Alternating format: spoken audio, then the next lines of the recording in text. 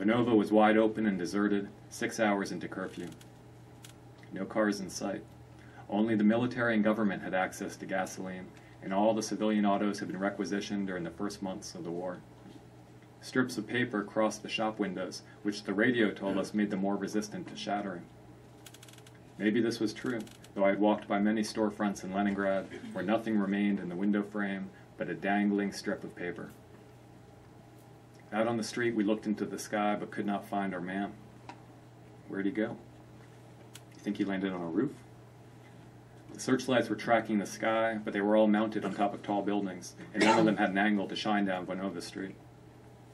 Vera tugged on the collar of my greatcoat, a vast old navy coat inherited from my father and still too big for me, but warmer than anything else I owned.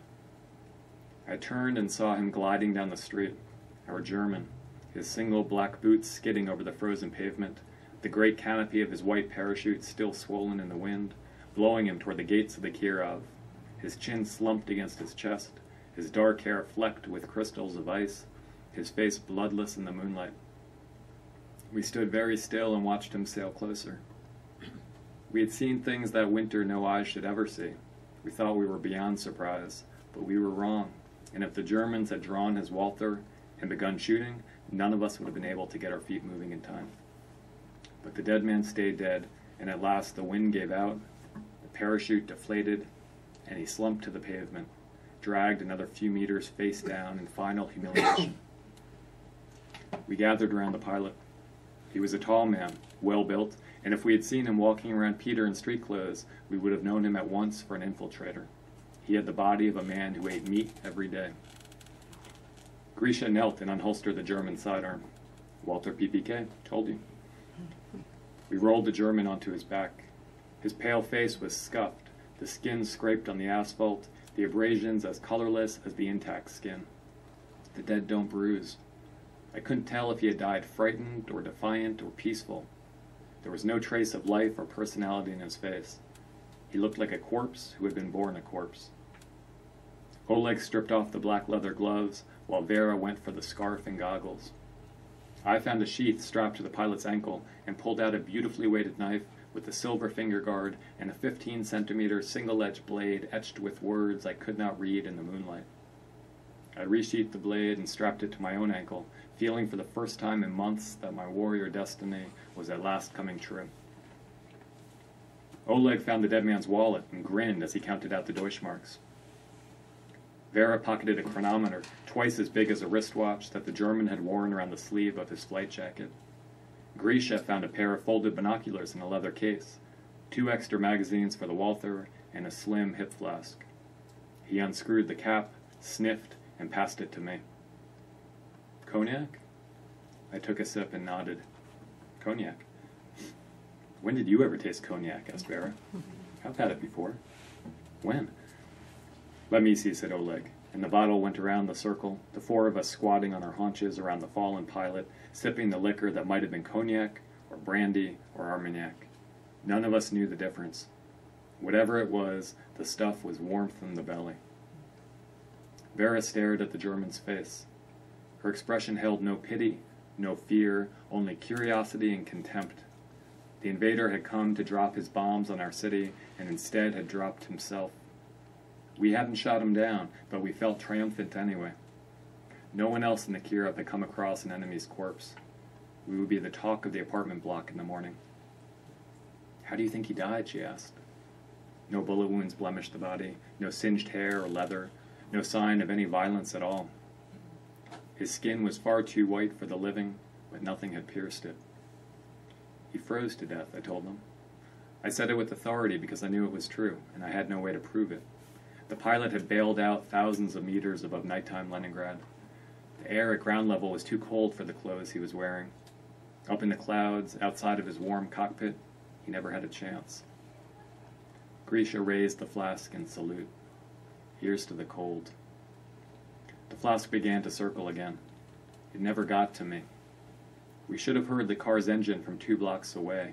The city after curfew was quiet as the moon, but we were busy drinking our German liquor, making our toasts. Only when the gas turned onto Vanova Street, heavy tires rattling on the asphalt, headlights stabbing toward us, did we realize the danger. The punishment for violating curfew without a permit was summary execution. The punishment for abandoning a firefighting detail was summary execution. The punishment for looting was summary execution. The courts no longer operated, the police officers were on the front lines, the prisons half full and dwindling fast. Who had food for an enemy of the state? If you broke the law and you were caught, you were dead. So we ran. We knew the Kirov better than anyone.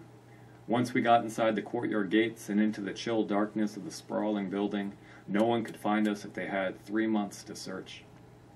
We could hear the soldiers shouting at us to stop, but that didn't matter. Voices didn't frighten us, only bullets made a difference, and no one had pulled the trigger yet. Grisha made it to the gate first. He was the closest thing to an athlete among us. He leapt onto the iron bars and hoisted himself upward. Oleg was right behind him, and I was behind Oleg. Our bodies were weak, muscles shrunken from lack of protein, but fear helped us scale the gate as quickly as we ever had. Near the top of the gate, I looked back and saw that Vera had slipped on a patch of ice. She stared up at me, her eyes round and fearful, on her hands and knees as the gas braked beside the body of the German pilot, and 4 soldiers stepped out. They were 10 meters away, their rifles in their hands, but I still had time to pull myself over the gate and disappear into the Kirov. I wish I could tell you that the thought of deserting Vera never entered my mind, that my friend was in danger and I went to her rescue without hesitation. Truly, though, at that moment, I hated her. I hated her for being clumsy at the worst possible time, for staring up at me with her panicked brown eyes, electing me to be her savior, even though Grisha was the only one she had ever kissed. I knew that I could not live with the memory of those eyes pleading for me, and she knew it too, and I hated her, even as I jumped down from the gate, lifted her to her feet, and hauled her to the iron bars.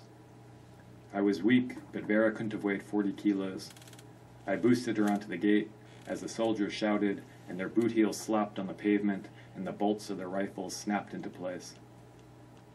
Vera went over the top, and I scrambled up behind her, ignoring the soldiers. If I stopped, they would gather around me, tell me I was an enemy of the state, force me to kneel, and shoot me in the back of the head. I was an easy target now, but maybe they were drunk. Maybe they were city boys like me who had never fired a shot before in their lives.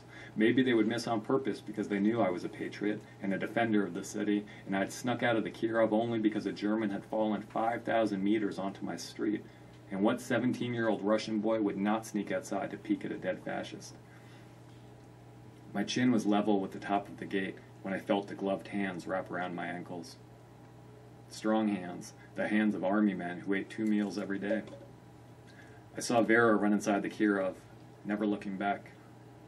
I tried to cling to the iron bars, but the soldiers dragged me down, tossed me to the sidewalk, and stood above me, the muzzles of their Tokharovs jabbing at my cheeks. None of them looked older than 19, and none seemed reluctant to splatter the street with my brains. Looks ready to shit himself, this one. You having a party here, son? Found yourself some schnapps. He's a good one for the colonel. He can ride with the Fritz. 2 of them bent down, grabbed me under the armpits, yanked me to my feet, guided me to the still idling gas, and shoved me into the back seat.